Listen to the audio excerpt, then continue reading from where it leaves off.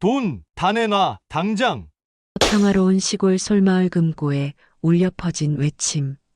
순간 얼어붙은 공기 속에서 한 남자가 커터칼을 들어 올렸습니다.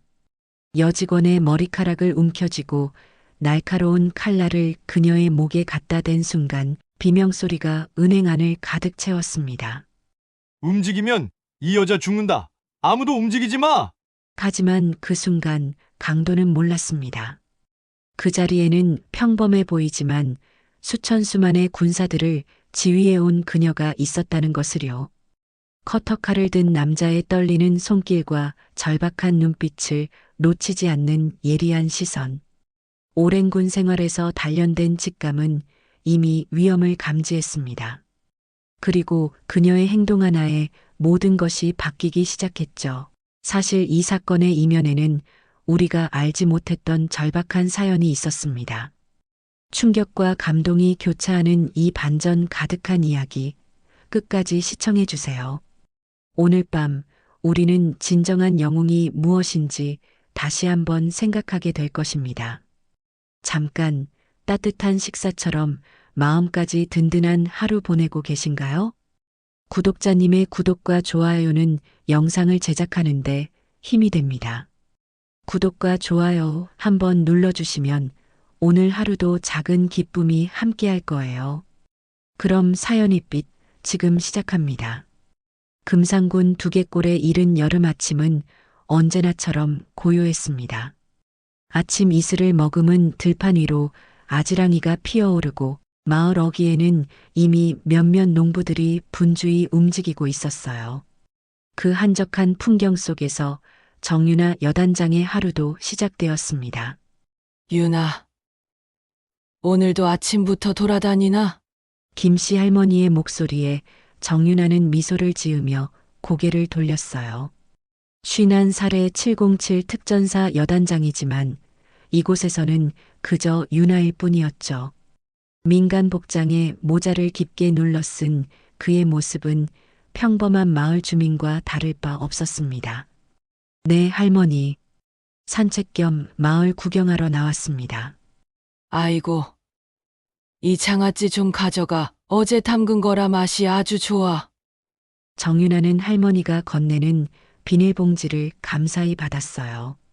특전사 여단장이라는 위험 있는 직책을 가진 사람이지만 마을에서는 그저 정 많은 이웃으로 살고 있었던 겁니다.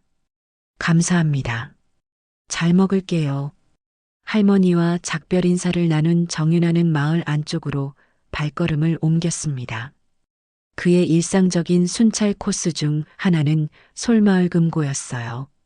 통장 정리도 할 겸 직원들과 안부도 나눌 겸 들르는 곳이었죠. 금고에 들어서자 직원들이 밝게 인사를 건넸습니다. 어머, 장군님 오셨네요. 오늘도 마을 구경이세요? 네, 그냥 한 바퀴 돌고 있어요. 통장 좀 정리하려고요. 정윤아가 창구 앞에 서서 통장을 꺼내던 그때였습니다.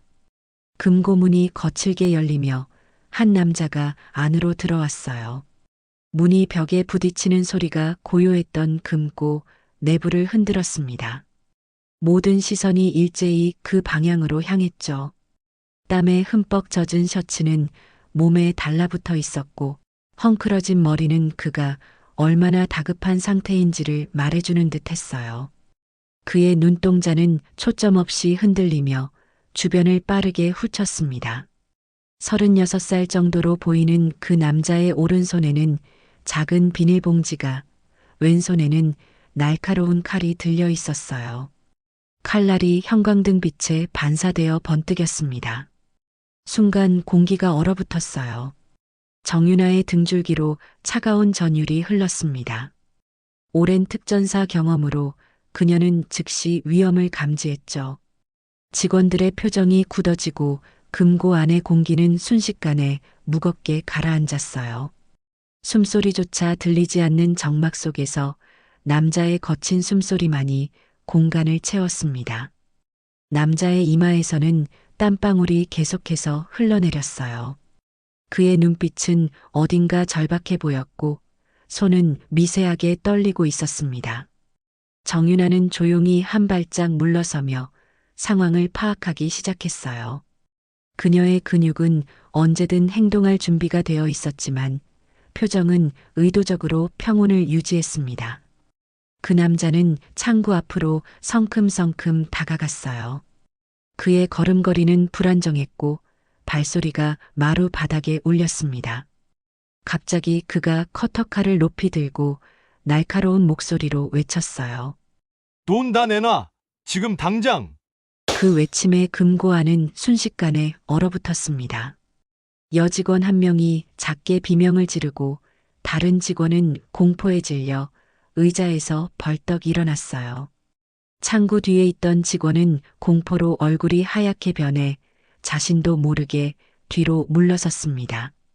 정윤아의 눈은 남자의 손에 들린 커터칼로 향했어요. 작은 칼이었지만 그 날카로운 끝이 위협적으로 빛나며 모든 이의 심장을 조여왔습니다. 오태식이라는 이름의 그 남자는 창구 앞에 선 채로 주변을 둘러보았습니다. 그의 눈빛에는 초조함과 광기가 뒤섞여 있었어요. 손에 든 커터칼을 더 꽉 쥐며 그가 갑자기 소리쳤습니다. 당장 있는 돈 다 여기에 담아. 그가 들고 있던 비닐봉지를 창구 위로 던졌어요. 봉지가 공중에서 펄럭이며 카운터 위에 떨어졌습니다. 직원들은 공포에 질려 서로를 바라보았어요. 누구도 움직이지 못했죠. 오태식의 행동은 어설퍼 보였지만 그의 눈빛만큼은 진심으로 위험해 보였습니다. 그의 손은 떨리고 있었고 이는 오히려 상황을 더 예측 불가능하게 만들었어요. 빨리. 안 들려? 돈 다 내놓으라고.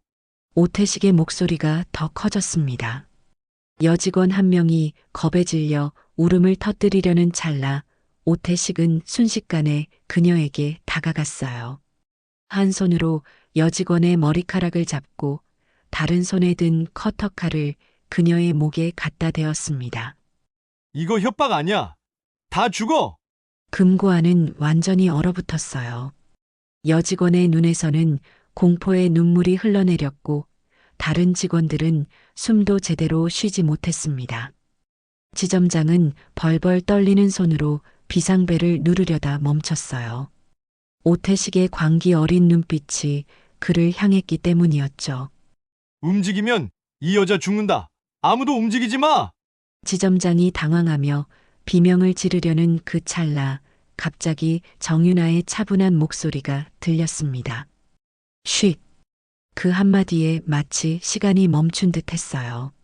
모든 사람의 시선이 정윤아에게로 향했습니다. 정윤아는 여전히 평온한 표정을 유지한 채 서 있었어요. 그녀의 눈은 이미 상황의 모든 요소를 파악하고 있었습니다. 707 특전사 대테러 대응반을 이끌었던 여단장답게 그녀는 순식간에 위험 요소, 탈출, 경로, 무기의 위치, 인질의 상태를 모두 머릿속에 그려놓았어요. 정윤아는 천천히, 아주 천천히 오태식을 향해 한 걸음 내딛었어요. 그녀의 걸음은 소리 없이 마치 공기를 밟듯 부드러웠습니다. 특수작전에서 단련된 그녀의 움직임은 마치 포식자의 그것과도 같았지만 겉으로는 평범한 중년 여성처럼 보였죠. 오태식의 눈이 커지며 커터칼을 여직원의 목에 더 바짝 갖다 댔어요. 뭐야? 거기서 더우면 진짜 찌를 거야. 정윤아는 걸음을 멈추었지만 그의 눈빛은 흔들림이 없었습니다. 이런 상황은 그녀에게 익숙했어요. 수많은 인질 구출 작전과 테러 진압 경험을 통해 그녀는 인간의 공포와 절망이 만들어내는 행동 패턴을 꿰뚫어 보고 있었습니다. 그녀의 시선은 오직 오태식의 눈만을 바라보고 있었어요. 마치 영혼을 들여다보는 듯한 그 깊은 눈빛에 오태식이 잠시 당황했습니다. 당신 뭐야? 왜 그렇게 봐? 정윤아는 천천히 오른손을 들어 모자를 벗었어요. 그녀의 얼굴이 완전히 드러났습니다. 특전사 출신다운 강인한 턱선과 날카로운 눈빛 하지만 그 속에는 어딘가 따뜻함이 깃들어 있었죠. 나는 그저 이야기하고 싶을 뿐이야. 정윤아의 목소리는 놀라울 정도로 차분했습니다. 대테러 협상에서 배운 첫 번째 규칙 공포를 보이지 않는 것. 그녀의 목소리에는 어떤 동요도 없었어요. 오태식은 혼란스러운 표정을 지었습니다. 그는 이런 반응을 예상하지 못했던 거죠. 이야기? 무슨? 내가 지금 장난하는 것 같아? 정윤아는 천천히 고개를 저었습니다. 그녀의 호흡은 깊고 규칙적이었어요.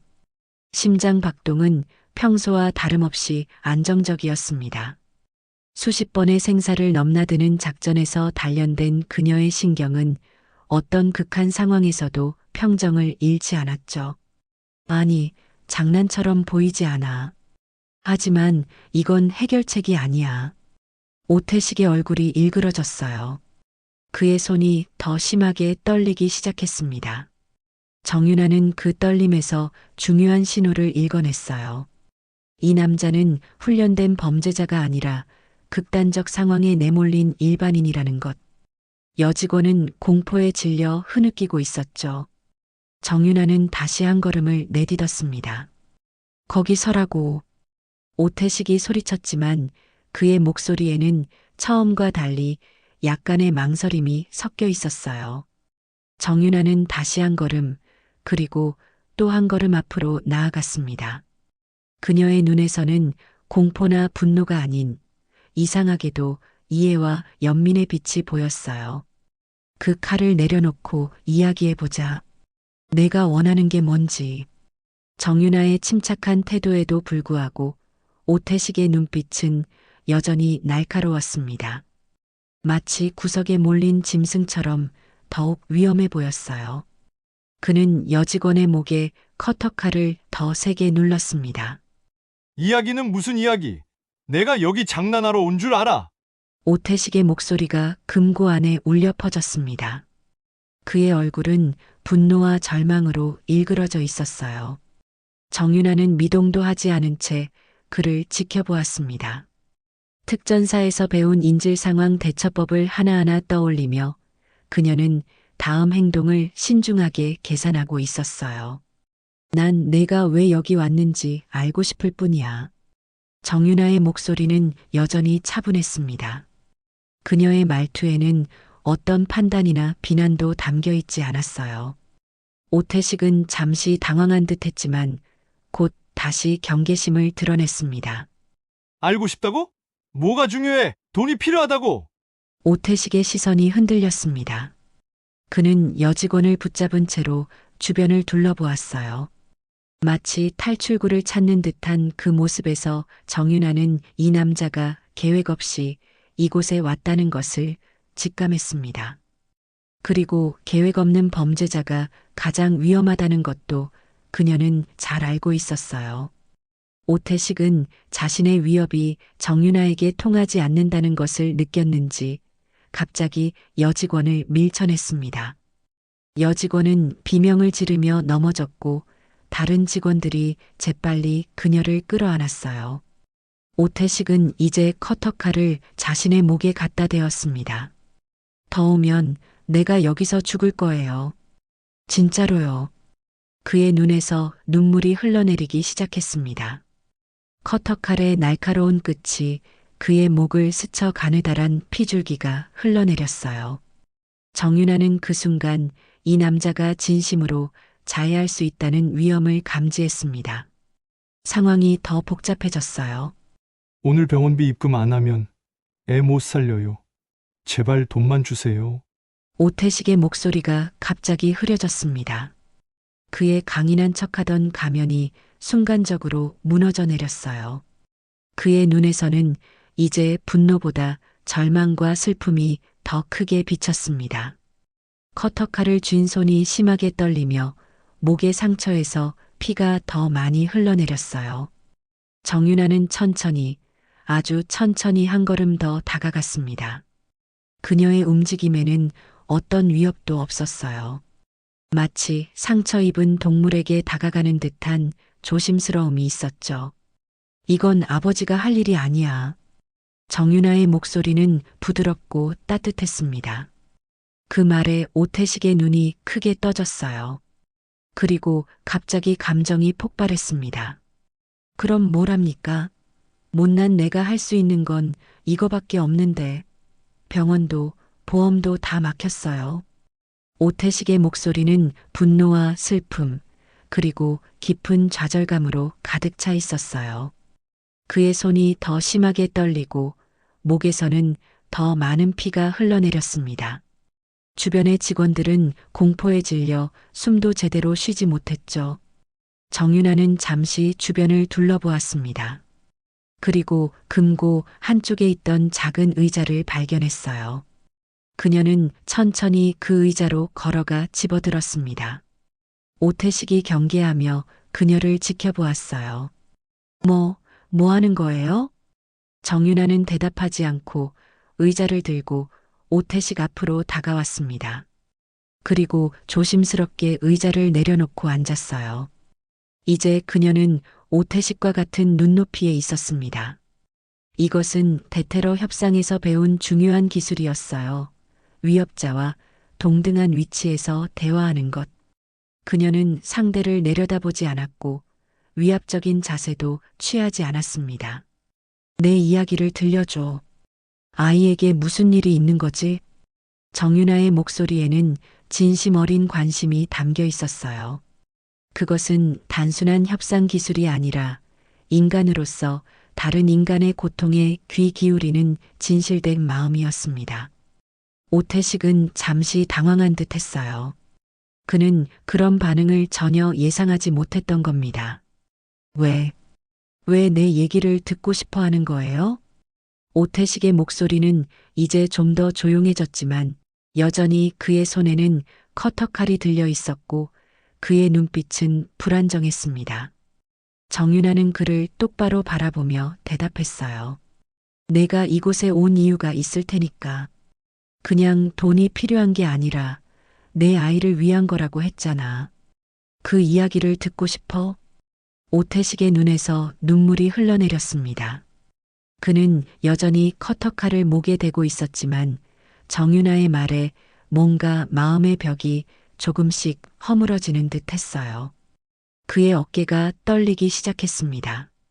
제 아들이 심장에 문제가 있어요. 선천적인 심장 질환인데 갑자기 상태가 나빠졌어요.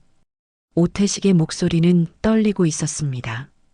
그의 얼굴에는 깊은 고통과 절망이 새겨져 있었어요. 병원에서 당장 수술을 해야 한다고 했어요. 3천만 원이. 오늘까지 입금이 안 되면 수술을 못 한대요. 보험도 안 되고 은행 대출도 안 되고. 그의 말이 흐려졌습니다. 정윤아는 묵묵히 그의 이야기를 들었어요. 오태식의 눈에서는 멈추지 않는 눈물이 흘러내렸고 그의 손은 여전히 떨리고 있었습니다. 어제부터 발버둥 쳤어요. 친구들한테 빌려보고 심지어 사채업자한테도 갔는데 다 안 된다고만 하더라고요. 제 아들은 지금 숨도 제대로 못 쉬는데.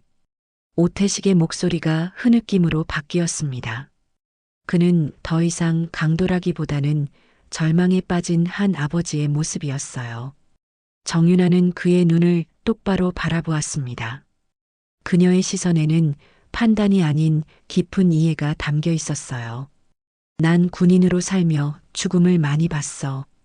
정윤아의 목소리는 조용했지만 금고 안의 모든 사람들이 그의 말에 귀를 기울였습니다.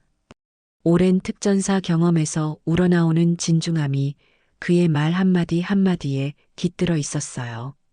근데 한 가지 확실한 게 있어. 사람은 죽겠다는 사람보다 살겠다는 사람이 더 무섭고 더 위대해. 정윤아의 말에 오태식이 고개를 들었습니다. 그의 눈에 잠시 혼란스러운 빛이 스쳤어요. 무슨 말씀이신지. 내가 지금 죽겠다고 하는 건 쉬운 길이야. 하지만 살아서 내 아들을 지키는 건 어려운 길이지. 그런데 내가 진짜 원하는 건 쉬운 길이 아니라 내 아들이 사는 걸 보는 거잖아. 그렇지? 오태식은 말없이 눈물만 흘렸습니다. 그의 손이 조금씩 힘을 잃어가고 있었어요. 커터칼을 쥔 손이 미세하게 아래로 내려갔습니다. 지금 이 아이 널 기다리고 있을 거야. 아이가 기억하는 아빠의 모습으로 돌아가야지. 정윤아의 목소리는 따뜻했습니다. 그것은 단순한 설득이 아니라 한 사람의 영혼에 건네는 위로와도 같았어요. 오태식의 눈에서 더 많은 눈물이 흘러내렸습니다. 그의 온몸이 떨리기 시작했어요. 그런데 돈이 없어요. 어떻게 아이를. 그의 말은 흐느낌 속에 묻혔습니다. 정윤아는 잠시 침묵했어요. 그 침묵은 무거웠지만 어딘가 따뜻했습니다. 주변에 있던 직원들도 이제는 공포보다는 슬픔과 연민으로 오태식을 바라보고 있었어요. 몇몇 직원들은 소리 없이 눈물을 훔치고 있었습니다. 내가 도울 수 있는 방법을 찾아볼게. 하지만 먼저 그 칼을 내려놓아야 해.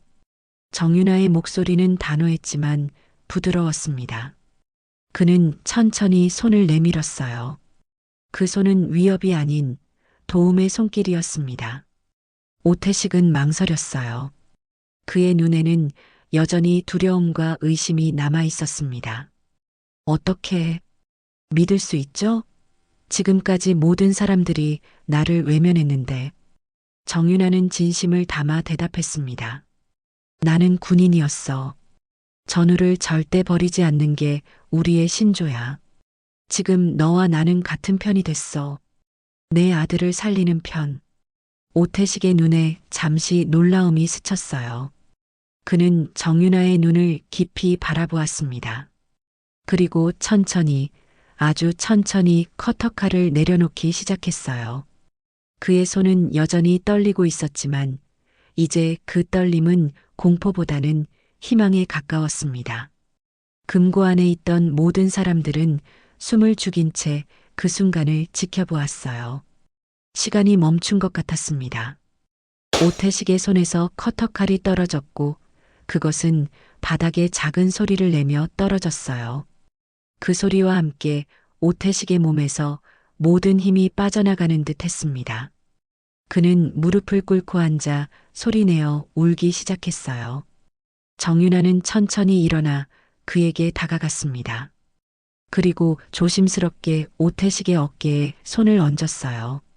아무도 말을 하지 않았지만 그 침묵 속에는 깊은 이해와 연민이 가득했습니다. 직원들은 여전히 눈물을 훔치고 있었어요. 그들은 방금 전까지 자신들을 위협했던 남자가 아니라 아들을 위해 필사적인 한 아버지의 모습을 보고 있었습니다. 금고 안의 공기는 무거웠습니다. 오태식은 바닥에 무릎을 꿇은 채 흐느끼고 있었어요. 그의 어깨는 한없이 축 처진 상태였고 그동안 꾸역꾸역 버텨온 용기와 희망이 모두 빠져나간 듯 했습니다. 정윤아는 그의 앞에 무릎을 꿇고 앉았어요. 주변의 직원들과 손님들은 숨죽인 채 그 장면을 지켜보고 있었습니다. 방금 전까지 공포와 혼란으로 가득했던 금고 안은 이제 이상한 고요함에 휩싸여 있었어요. 오태식의 흐느낌 소리만이 그 정적을 깨뜨리고 있었습니다. 정윤아는 잠시 침묵했어요. 그는 오태식의 모습을 바라보며 무언가 깊은 생각에 잠겼습니다. 특전사 시절 그는 수많은 위기 상황을 겪었고 생사의 갈림길에 선 사람들을 보아왔어요. 하지만 지금 그의 앞에 있는 이 남자는 단순한 범죄자가 아니라 절박한 상황에 내몰린 한 아버지였습니다. 애를 살릴 수 있는 건 돈이 아니라 아빠의 눈빛이야. 정윤아의 목소리는 조용했지만 힘이 있었습니다. 오태식이 고개를 들어 그를 바라보았어요. 그의 눈은 붉게 충혈되어 있었고 아직도 눈물이 흘러내리고 있었습니다. 무슨 말씀이신지. 내 아들이 지금 가장 필요로 하는 건 돈으로 살 수 있는 수술이 아니야. 물론 그것도 중요하지. 하지만 더 중요한 건 포기하지 않는 아빠의 모습이야. 내 눈빛에서 아들은 희망을 봐야 해. 정윤아의 말은 마치 오태식의 가슴 깊은 곳을 꿰뚫는 듯 했어요. 오태식의 눈에서 새로운 눈물이 흘러내렸습니다. 하지만 이번의 눈물은 조금 달랐어요. 그것은 단순한 절망의 눈물이 아니라 어딘가 깨달음의 눈물 같았습니다. 무너지지 마. 단 한 걸음만 더 견뎌봐. 내가 방법을 찾아볼게. 정윤아의 목소리에는 확신이 담겨 있었습니다. 그것은 단순한 위로가 아니라 진심 어린 약속이었어요. 오태식은 그 말을 듣자 갑자기 큰 소리로 울기 시작했습니다. 그동안 억눌러왔던 모든 감정이 한꺼번에 터져 나오는 듯 했어요. 그의 손에서 커터칼이 완전히 떨어졌습니다. 칼날이 바닥에 부딪히는 작은 소리가 금고 안에 울렸어요. 오태식은 이제 두 손으로 얼굴을 가린 채 흐느끼고 있었습니다. 그의 몸은 격렬하게 떨리고 있었어요. 정윤아는 천천히 조심스럽게 손을 뻗어 오태식의 어깨에 올려놓았습니다. 그리고 점점 가까워져 마침내 그를 부드럽게 끌어안았어요. 그것은 군인의 포옹이 아니라 한 인간이 다른 인간에게 건네는 위로의 포옹이었습니다. 괜찮아. 이제 괜찮아. 함께 방법을 찾을 거야. 정윤아의 낮은 목소리가 오태식의 귓가에 울렸습니다. 오태식은 그의 품 안에서 어린아이처럼 흐느꼈어요. 그동안 그가 얼마나 많은 두려움과 절망, 그리고 고통을 안고 있었는지 알 수 있었습니다. 주변에 있던 직원들과 손님들은 그 광경을 보며 숨을 들이마셨어요. 방금 전까지 목숨을 위협받던 상황에서 지금은 인간적인 감동의 순간으로 바뀌었습니다. 한 여직원은 눈물을 닦으며 조용히 박수를 치기 시작했어요. 그리고 곧 다른 사람들도 하나둘씩 박수를 쳤습니다. 장군님, 정말 대단하세요. 지점장이 감탄하며 말했습니다.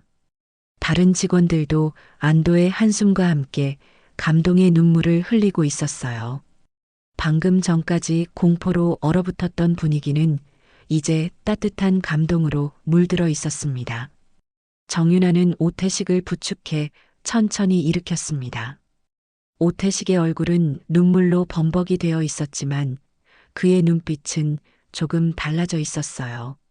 그것은 완전한 희망은 아니었지만 적어도 완전한 절망은 아니었습니다. 자, 이제 우리 앉아서 이야기해보자. 정윤아는 오태식을 조용히 의자로 안내했습니다. 오태식은 힘없이 고개를 끄덕였어요. 주변의 박수 소리가 잦아들고 사람들은 이제 두 사람을 둘러싸고 조용히 지켜보고 있었습니다. 먼저 내 아들에 대해 더 자세히 말해줄래? 어떤 수술이 필요한 거지? 정윤아의 질문은 실질적이었습니다. 그것은 단순한 위로에서 끝나는 것이 아니라 실제적인 도움을 주기 위한 시작이었어요. 오태식은 떨리는 손으로 주머니에서 구겨진 종이 한 장을 꺼냈습니다. 그것은 병원 진단서였어요. 제 아들은 5살이에요. 심장에 구멍이 있다고. 선천성 심장 질환이라고 했어요. 갑자기 상태가 나빠져서. 오태식의 목소리는 여전히 떨리고 있었지만 이제 그는 조금씩 이야기를 이어나갈 수 있었습니다. 정윤아는 진단서를 받아 자세히 살펴보았어요. 그의 표정은 진지했고 눈빛은 결연했습니다. 정윤아와 오태식이 이야기를 나누는 동안 금고 밖에서는 파란 불빛이 번쩍이기 시작했습니다. 누군가가 경찰에 신고한 모양이었어요. 금고 문이 거칠게 열리며 2명의 순경이 총을 겨누고 안으로 들이닥쳤습니다. 모두 움직이지 마세요. 경찰입니다. 순경들의 날카로운 외침에 금고 안의 사람들이 놀라 흠칫했어요. 오태식의 몸이 굳어졌고 그의 눈에 다시 공포가 어렸습니다. 정윤아는 천천히 일어서서 손을 들어 순경들을 향해 조용히 손짓했어요. 괜찮습니다. 상황은 이미 통제되었어요. 정윤아의 차분한 목소리에 순경들은 잠시 혼란스러운 표정을 지었습니다.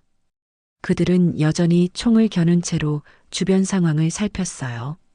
한순경이 오태식을 발견하고 그쪽으로 다가가려 했습니다.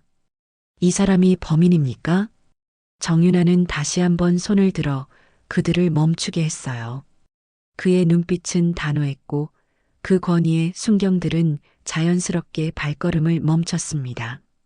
특전사 여단장 출신의 위엄이 그의 몸에서 자연스럽게 묻어나왔어요. 잠시만요. 이 사람과 이야기를 나누고 있었습니다. 정윤아는 순경들에게 다가가 작은 목소리로 상황을 설명했어요. 그의 말에 순경들의 표정이 조금씩 누그러졌습니다.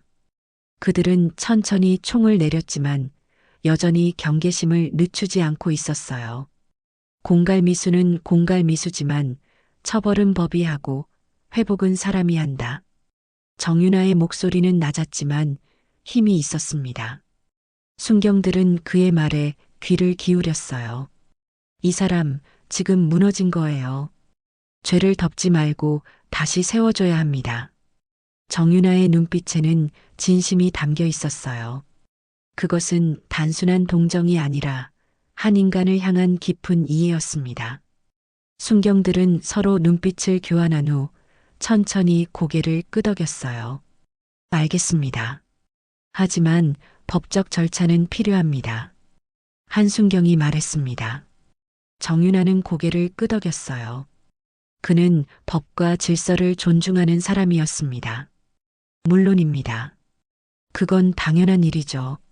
정윤아는 오태식에게로 돌아와 그의 어깨에 손을 얹었습니다.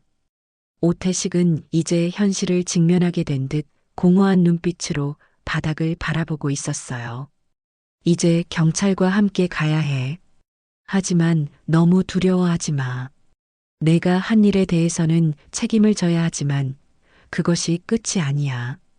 오태식은 천천히 고개를 들어 정윤아를 바라보았습니다. 그의 눈에는 두려움과 불안, 그리고 작은 희망이 뒤섞여 있었어요. 제 아들은 어떻게? 정윤아는 미소를 지었습니다. 그것은 따뜻하고 진심 어린 미소였어요. 병원 이름이 어디라고 했지? 금산 성심병원입니다. 제 아들 이름은 오민석이에요. 오태식이 떨리는 목소리로 대답했습니다. 정윤아는 고개를 끄덕이며 그 정보를 마음에 새겼어요. 아이 걱정은 하지 마. 내가 할 수 있는 일을 해볼게.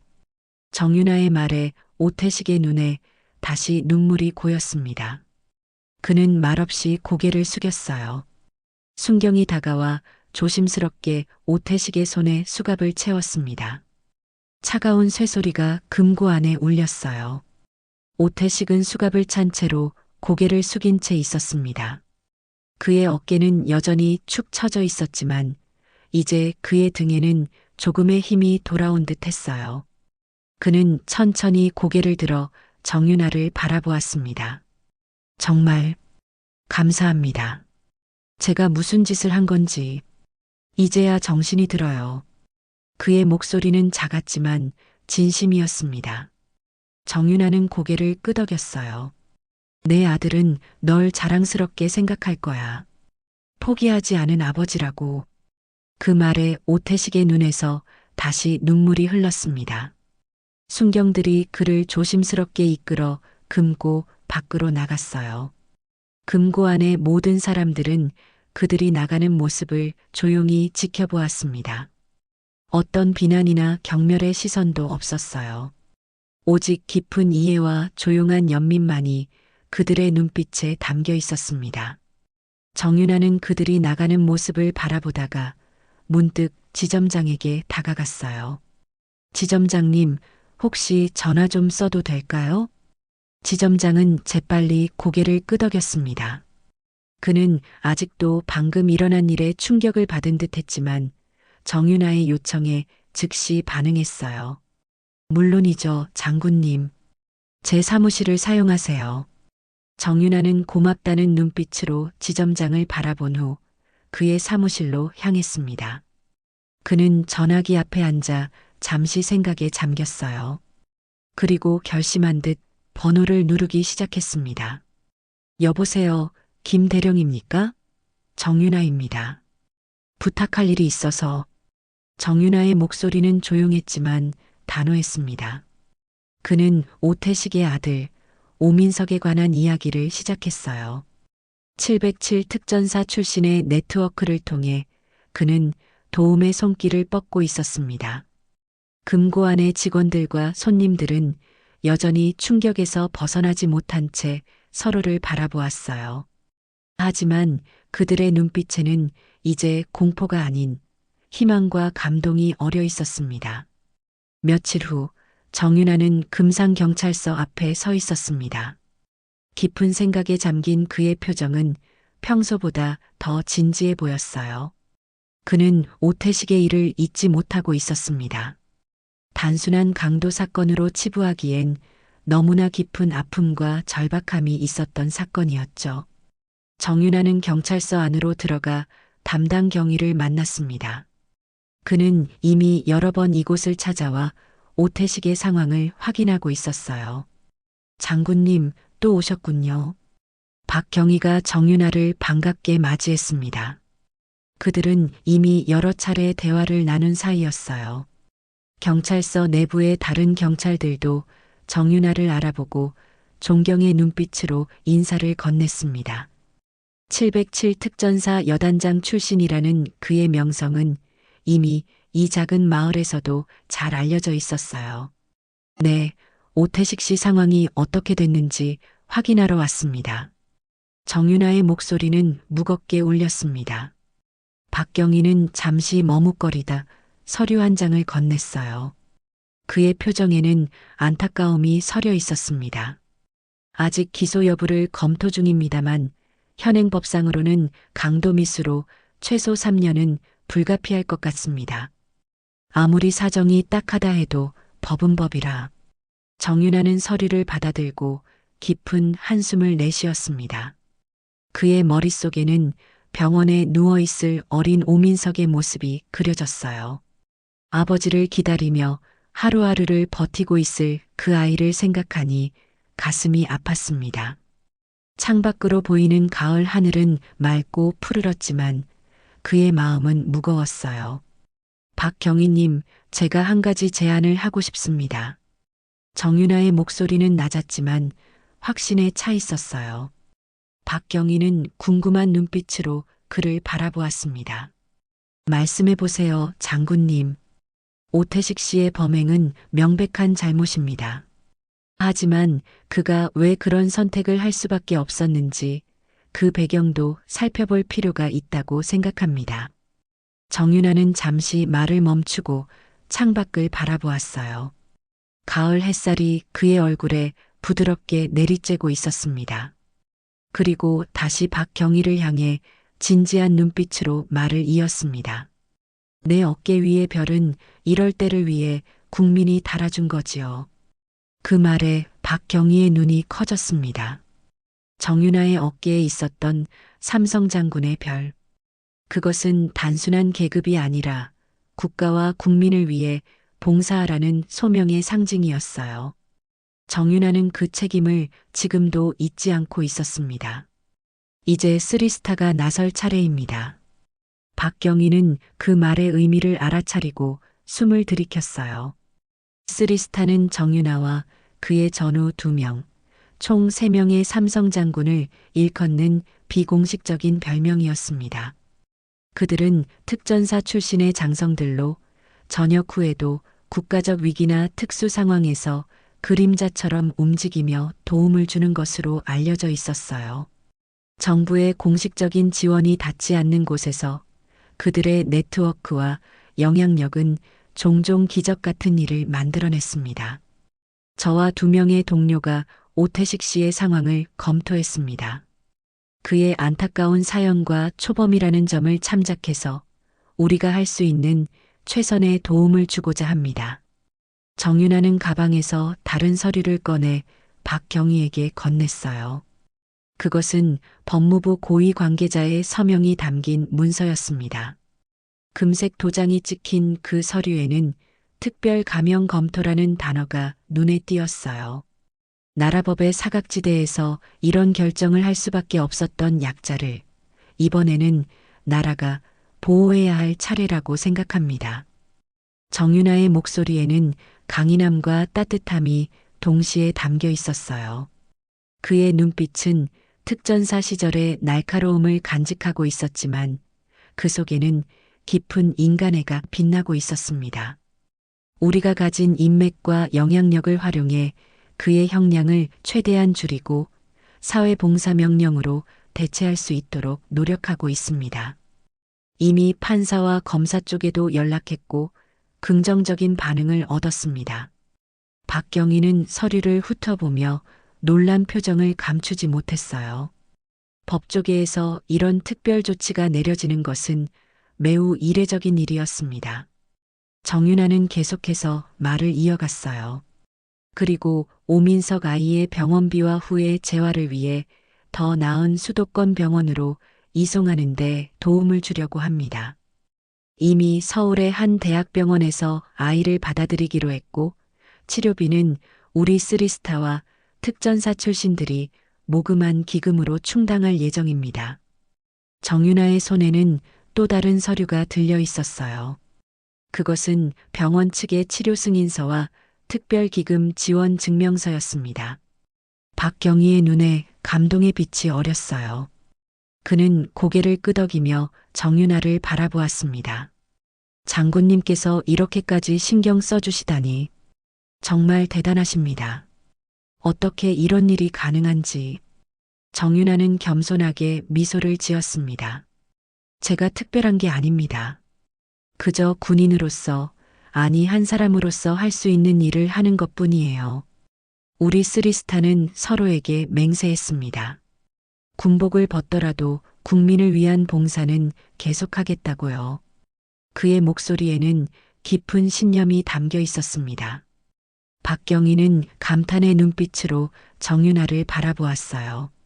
오태식 씨는 잘못을 저질렀지만 그 잘못의 이유는 순수했습니다.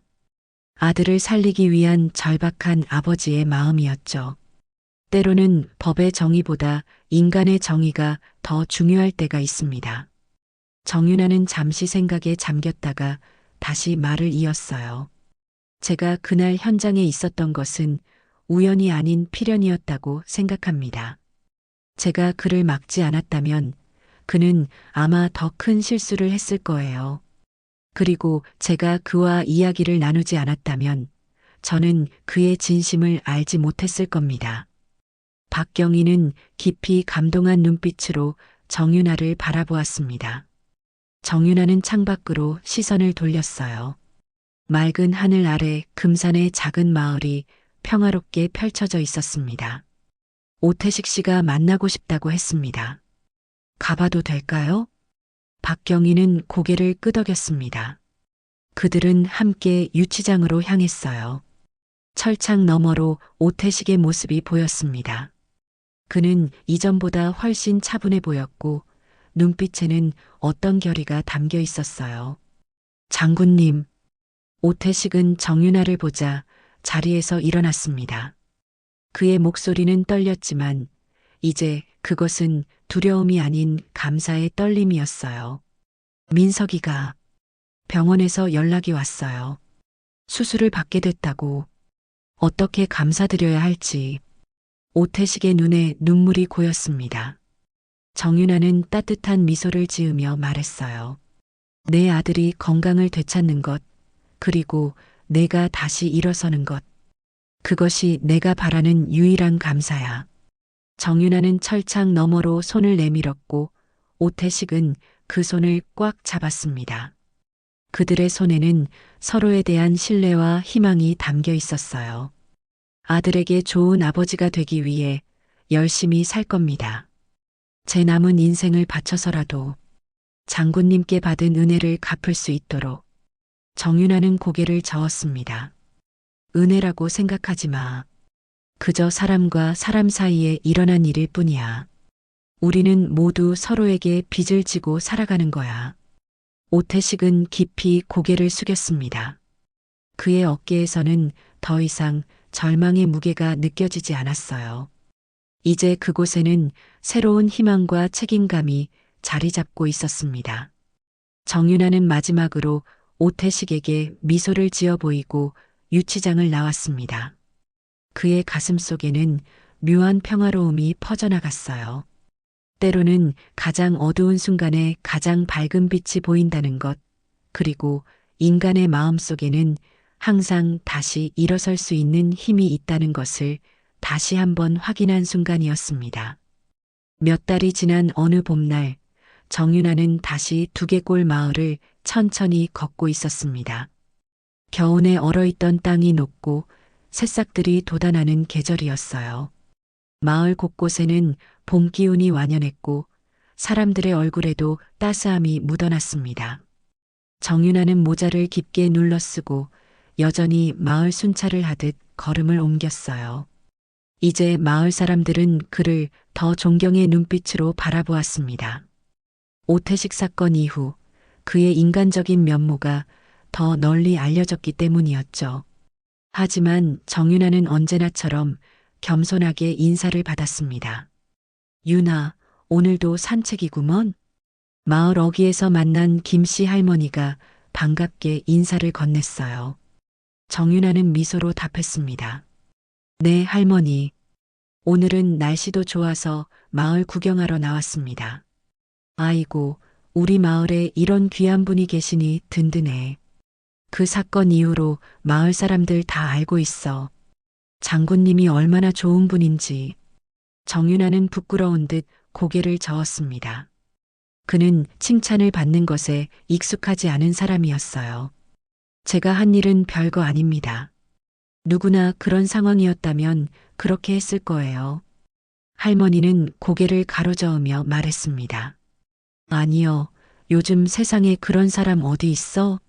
장군님 같은 분이 우리 마을에 있어서 복이요. 정윤아는 다시 한번 겸손하게 미소 지으며 할머니와 작별 인사를 나누었습니다. 그리고 마을 안쪽으로 걸음을 옮겼어요. 봄바람이 그의 얼굴을 스쳐 지나갔습니다. 정윤아의 발걸음은 어느새 마을 중심에 있는 작은 식당 앞에 멈춰 섰어요. 두개골 맛집이라는 소박한 간판이 달린 이 식당은 마을 사람들이 자주 모이는 곳이었습니다. 그는 잠시 식당 안을 들여다보았어요. 몇몇 마을 사람들이 점심을 먹고 있었고 분위기는 평화로웠습니다. 그때 식당 입구 옆 벽면에 붙어 있는 작은 게시판이 눈에 들어왔어요. 각종 마을 소식과 광고지들 사이에서 한 장의 편지가 그의 시선을 사로잡았습니다. 정윤아는 무심코 그것을 읽기 시작했어요. 장군님, 아이는 무사히 회복하고 있습니다. 장군님 덕분입니다. 이 은혜 죽을 때까지 잊지 않고 감사하며 살겠습니다. 교도소에서 검정고시 준비합니다. 기회는 주어지는 게 아니라 만들어지는 거란 말. 잊지 않겠습니다. 태식 드림. 정윤아의 눈가에 미소가 번졌습니다. 오태식의 손글씨는 서툴렀지만 그 안에 담긴 진심은 깊게 전해져 왔어요. 그는 편지 옆에 붙어 있는 작은 사진을 발견했습니다. 병원 침대에 누워있는 어린 소년, 오민석의 모습이었어요.